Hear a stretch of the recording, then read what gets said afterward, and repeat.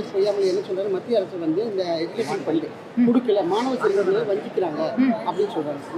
இதை ரொம்ப நாள் அதை வந்து சொல்லிட்டு இருக்காங்க. ஏன் வந்து அந்த கல்விக்கான நிதி அப்படிங்கிற விஷயத்தை இவங்க கேட்கறதும் மத்திய அரசு அதற்கான சொல்ற பதில ஏதோ புதுசா இல்லை. இது பாராளுமன்றத்துக்குள்ளேயும் சொல்லியிருக்காங்க, வெளியிலையும் சொல்லியிருக்காங்க. அதனால மாநில அரசாங்கம் எடுத்த முடிவுகளை நீங்க வந்து மத்திய அரசாங்கத்தை கிட்ட அவங்க எந்த வகையில எடுத்து வைக்கணுமோ எடுத்து வைக்கணும். அதை விட்டுட்டு அரசியலுக்காக வெளியில பேசுறங்கிறது சரியில்லை. ஒண்ணு.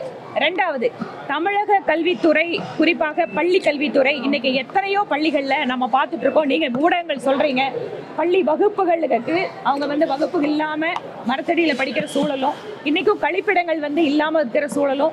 ஏன் என்னோட தெற்கு சட்டமன்ற தொகுதியில எவ்வளவோ இடங்கள்ல ஸ்கூல்ல வந்து டீச்சர்ஸ் கிடையாது. நான் போகும்போது அவங்க ஸ்கூல்ல இருக்கிற என்ன கேட்கறாங்க, நாங்க வந்து ஸ்கூல்ல டீச்சர்ஸ் எம்ப்ளாய் பண்றதுக்கு நீங்க எங்களுக்கு சப்போர்ட் பண்ண முடியுமான்னு கேட்கறாங்க.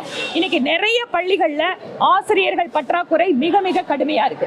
இதனால பள்ளி கல்வித்துறையில மாணவர்களுக்கு சரியான விகிதத்தில் ஆசிரியர்கள் கிடையாது. ஆசிரியர்களை இவங்க தேர்தல் அறிக்கையில் என்ன சொன்னாங்க, ஆசிரியர்களுக்கு கொடுத்த வாக்குறுதிகள் எல்லாம் என்னாச்சு?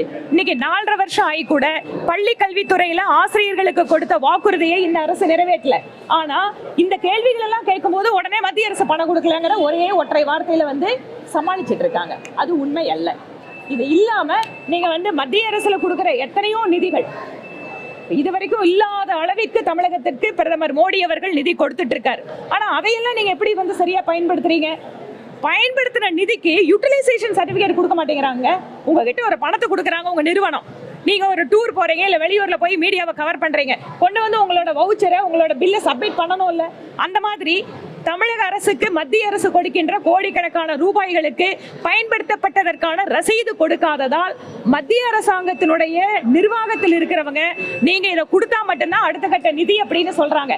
உடனே என்ன பண்றாங்க, வேண்டும் என்ற தமிழகத்தை வஞ்சிக்குது அப்படிங்கிற வழக்கமான ஒரு பல்லவியை பாடிட்டு இருக்காங்க. அதனால் அவர் சொல்லதுல எந்த உண்மையும் கிடையாது. இல்லைங்க, நிறைய நேரத்தில் என்னன்னு கேட்டா நாங்க நடத்துறோம், கோர்ட் வந்து தீர்ப்பு வந்து மாத்தி இதை ஸ்டே கொடுக்குறாங்க அப்படிங்கிற ஒரு பதிலை சொல்றாங்க. உங்களோட லீகல் டீமை வச்சு கோர்ட்டுக்கு வந்து தகுந்த முறையில வந்து அந்த வழக்கை நடத்த வேண்டியது அரசாங்கத்தோட கடமை. ஆண்டு கணக்குகளாக வழக்குகள் நீதிமன்றத்தில் நிலுவையில் இருந்தா அந்த காரணத்தை ஒரு அரசு சொல்ல முடியுமா? இப்ப நானோ நீங்களோ இல்ல அரசாங்கமோ நம்மளுக்கெல்லாம் 5 வருஷம் தான் காலம். இந்த 5 வருஷத்துக்குள்ள நம்ம கொடுத்த வாக்குறுதியை நிறைவேற்றணுமாங்கிறத பார்க்கணும். அப்ப கோர்ட் அப்படிங்கறது எத்தனை நாளைக்கு நீங்க வந்து ஜால் ஜாப் சொல்லிட்டு இருப்பாங்க? இந்தியா பாகிஸ்தான் மேட்ச் வந்து நாளைக்கு நடக்குது. இது அலோவ் பண்ண சென்ட்ரல் கவர்மெண்ட்டை கண்டிச்சு நாளைக்கு வந்து சிவசேனா வந்து போராட்டம் பண்றாங்க. பாஜகவை கண்டிச்சு சிவசேனா போராட்டம் பண்றது வந்து எப்படி பாக்குறீங்க? அது அவங்களோட போராட்டத்தை அவங்க பண்ணட்டும். ஒரு நாட்டுக்குள்ள நடக்கக்கூடிய விஷயங்களை அதை வந்து மத்திய அரசு பார்த்துக்கும். டயா பூஸ்டர் சுகருடைய ரிமோட் கண்ட்ரோல் இனி உங்க கையில. அனைத்து மருந்து கடைகளிலும் கிடைக்கும். செய்திகளை உடனுக்குடன் தெரிந்து கொள்ள கீழ்கண்ட கேபிள் மற்றும் டிடிஹெச் நெட்வொர்க்குகளில் எம்நாடு செய்தி தொலைக்காட்சியை காணுங்கள். பாதகம் செய்பவரை கண்டால் நாம் பயம் கொள்ளலாகாது பாப்பா. மோதி மிதித்து விடு பாப்பா, அவர் முகத்தில் உமிழ்ந்து விடு பாப்பா.